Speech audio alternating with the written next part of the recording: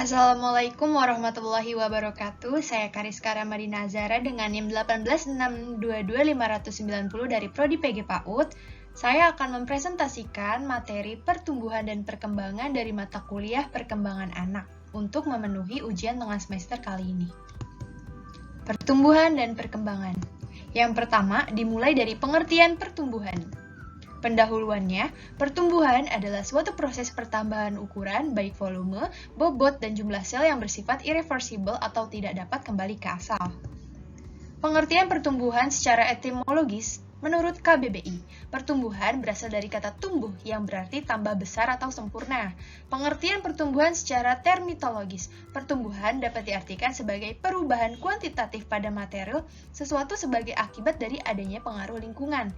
Perubahan kuantitatif ini dapat berupa pembesaran atau pertambahan dari ada menjadi tidak ada, dari kecil menjadi besar, dari sedikit menjadi banyak, dari sempit menjadi luas, dan lain-lain. Pengertian pertumbuhan menurut para ahli. Menurut Carl E. Garrison, pertumbuhan adalah perubahan individu dalam bentuk ukuran badan, perubahan otot, tulang, kulit, rambut, dan kelenjar. Sedangkan menurut Athan Long, pertumbuhan adalah perubahan yang dapat diukur dari satu peringkat ke satu peringkat yang lain dari masa ke masa. Dan menurut D.S. Bright and Ann Taylor, pertumbuhan adalah pertambahan dalam berbagai sifat luaran seseorang, sifat jasmani seperti ukuran tubuh, tinggi, berat badan, dan lain-lain. Yang kedua, pengertian perkembangan. Pendahuluannya, perkembangan adalah perubahan atau diferensiasi sel menuju keadaan yang lebih dewasa. Pengertian perkembangan secara etimologis. Perkembangan berasal dari kata kembang yang berarti maju, menjadi lebih baik. Pengertian perkembangan secara termitologis, perkembangan adalah proses kualitatif yang mengacu pada penyempurnaan fungsi sosial dan psikologis dalam diri seseorang dan berlangsung sepanjang hidup manusia. Menurut para ahli, menurut Santrokyusen, perkembangan merupakan pola perkembangan individu yang berawal pada konsepsi dan terus berlanjut sepanjang hayat dan bersifat involusi. Dengan demikian, perkembangan berlangsung dari proses terbentuknya individu dari proses bertemunya sperma dengan sel telur dan berlangsung sampai akhir hayat yang bersifat timbulnya adanya perubahan dalam diri individu. Menurut E.B. Herlock, perkembangan merupakan serangkaian perubahan progresif yang terjadi sebagai akibat dari proses kematangan dan pengalaman, terdiri atas serangkaian perubahan yang bersifat kualitatif dan kuantitatif. Menurut Kasiram, perkembangan merupakan perubahan sifat individu menuju kesempurnaan yang merupakan penyempurnaan dari sifat-sifat sebelumnya. Spikier mengemukakan dua macam pengertian yang harus dihubungkan dengan perkembangan, yaitu yang pertama, ontogenetik, yang berhubungan dengan perkembangan sejak terbentuknya individu yang baru dan seterusnya sampai dewasa. Filogenetik, perkembangan dari asal-usul manusia sampai sekarang ini. Sedangkan menurut Crow, perkembangan adalah perubahan secara kualitatif serta cenderung ke arah yang lebih baik dari segi pemikiran, rohani, moral, dan sosial. Menurut Carl E. Garrison, perkembangan adalah hasil daripada tindakan yang saling berkaitan antara perkembangan jasmani dan pembelajaran. Dan yang terakhir dari Athan Long, perkembangan adalah adanya timbul sifat baru yang berlainan dari sifat awal dan terus berlaku hingga akhir hayat. Ketiga, persamaan dan perbedaan pertumbuhan dan perkembangan. Persamaannya, keduanya merupakan proses perubahan progresif, maksudnya berjalan secara bersamaan dan bersifat maju, meningkat dan menjadi lebih baik. Sedangkan perbedaannya dilihat dari sifat perubahan, pada pertumbuhan perubahan bersifat kuantitatif, sedangkan pada perkembangan perubahan bersifat kualitatif fungsional. Dan dari aspek yang berubah, pada pertumbuhan yang berubah adalah aspek fisik saja, sedangkan pada perkembangan, aspek yang berubah adalah aspek psikis dan fisik. Keempat, hubungan antara pertumbuhan dan perkembangan. Perkembangan tidak terpisahkan dari pertumbuhan. Perkembangan terjadi bersamaan atau setelah terjadinya proses pertumbuhan. Perkembangan terjadi dengan baik jika didukung oleh pertumbuhan yang normal. Kelima, teori-teori perkembangan. Teori Sigmund Freud, perkembangan psikoseksual. Fase oral 0-1 tahun. Pusat aktivitas yang menyenangkan di dalam mulutnya. Anak mendapat kepuasan saat mendapat ASI. Kepuasan bertambah dengan aktivitas mengisap jari dan tangannya atau benda-benda sekitarnya. Lalu fase anal 2-3 tahun meliputi retensi dan pengeluaran feses. Pusat kenikmatannya pada anu saat buang air besar, waktu yang tepat untuk mengajarkan disiplin dan bertanggung jawab. Fase urogenital atau fallix, usia 3-4 tahun. Tertarik pada perbedaan anatomis laki dan perempuan, ibu menjadi tokoh sentral bila menghadapi persoalan.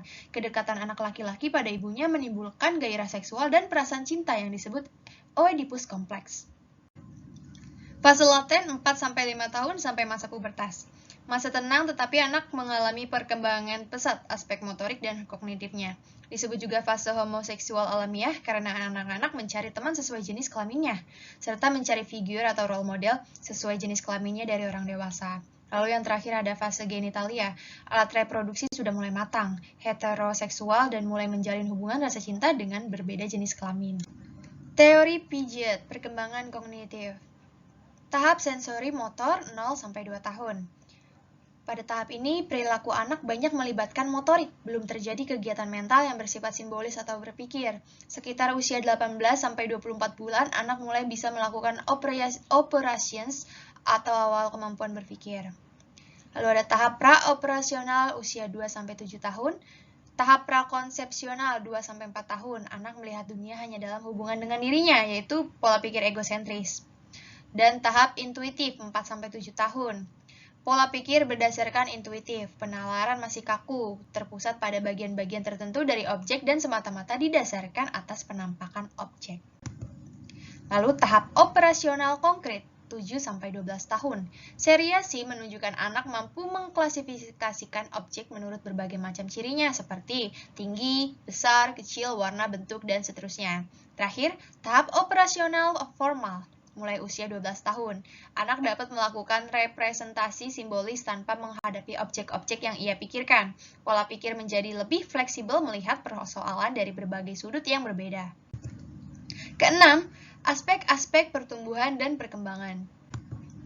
Aspek biologis merupakan perkembangan pada fisik individu. Contohnya, bertambahnya berat badan dan tinggi badan yang tentunya dapat kita ukur. Lalu aspek kognitif meliputi perubahan kemampuan dan cara berpikir. Aspek ini merupakan perubahan dalam proses pemikiran yang merupakan hasil dari lingkungan sekitar. Salah satunya yaitu anak mampu menyelesaikan soal matematika. Lalu aspek psikososial dapat diartikan bahwa aspek ini merupakan perubahan aspek perasaan, emosi, dan hubungannya dengan orang lain. Dengan demikian, aspek psikososial merupakan aspek perkembangan individu dengan lingkungan sekitar atau masyarakat. Dan yang ketujuh, prinsip-prinsip perkembangan. Hurlock menjelaskan bahwa prinsip-prinsip perkembangan tersebut meliputi yang pertama, perkembangan melibatkan adanya perubahan perkembangan. Selalu ditandai adanya perubahan yang bersifat progresif yang bertujuan agar manusia dapat menyesuaikan diri dengan tuntutan lingkungan. Kedua, perkembangan awal lebih kritis dari perkembangan selanjutnya. Yang dimaksud, perkembangan merupakan proses kontinu, di mana perkembangan sebelumnya akan mempengaruhi perkembangan selanjutnya. Dan yang terakhir, perkembangan merupakan hasil proses kematangan dan belajar. Kematangan merupakan hasil perkembangan melalui tahapan-tahapan yang kompleks dan saling terkait dari tahapan-tahapan awal ke tahapan-tahapan selanjutnya. 8. Hukum-hukum pertumbuhan dan perkembangan. Hukum cephalocaudial. Hukum ini berlaku pada pertumbuhan fisik yang menyatakan bahwa pertumbuhan fisik dimulai dari kepala ke arah kaki. Lalu ada hukum proksimodistal. Hukum proksimodistal adalah hukum yang berlaku pada pertumbuhan fisik. Dan menurut hukum ini, pertumbuhan fisik berpusat pada sumbu dan mengarah ke tepi. Lalu, perkembangan terjadi dari umum ke khusus. Anak akan lebih dulu mampu menggerakkan lengan atas, lengan bawah, tepuk tangan, baru kemudian menggerakkan jemarinya. Kemudian, perkembangan berlangsung dalam tahapan-tahapan perkembangan. Ciri-ciri perkembangan sebelumnya diperlihatkan pada masa berikutnya, hanya saja terjadi dominasi pada ciri-ciri yang baru. Lalu ada hukum tempo dan ritme perkembangan. Dalam praktik, sering terlihat dua hal sebagai petunjuk keterlambatan pada keseluruhan perkembangan mental, yakni jika perkembangan kemampuan fisik untuk berjalan jauh tertinggal dari patokan umum tanpa ada sebab khusus pada fungsionalistik fisik yang terganggu. Jika perkembangan kemampuan sangat terlambat dibandingkan dengan anak-anak yang lain pada masa perkembangan yang sama. Baik, kita sudah masuk ke kesimpulan dari materi yang telah saya jelaskan. Kesimpulannya adalah pertumbuhan lebih banyak berkenaan dengan aspek-aspek jasmaniah atau fisik. Pertumbuhan menunjukkan pertumbuhan atau penambahan secara kuantitas, yaitu penambahan dalam ukuran besar atau tinggi. Perkembangan berhubungan dengan aspek-aspek psikis atau rohaniah. Perkembangan berkenaan dengan peningkatan kualitas, yaitu peningkatan dan penyempurnaan fungsi. Dengan demikian, disimpulkan bahwa pertumbuhan berkenaan dengan penyempurnaan struktur, sedangkan perkembangan dengan penyempurnaan fungsi. Berikut adalah daftar pustaka dari materi yang telah saya presentasikan. Baik, telah usai materi yang dapat saya sampaikan. Kurang lebihnya mohon maaf, saya Kariska Ramadina Azahra mengucapkan terima kasih. Wassalamualaikum warahmatullahi wabarakatuh.